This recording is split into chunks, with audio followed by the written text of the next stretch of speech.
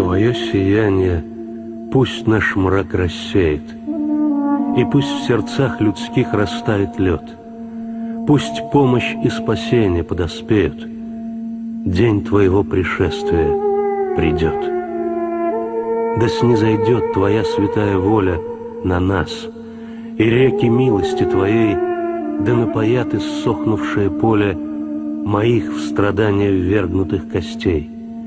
Пусть кровь из ран Твоих кровоточащих во имя всех Тобой спасенных душ и сад моей души, где тлен и сушь, преобразует в сад плодоносящий.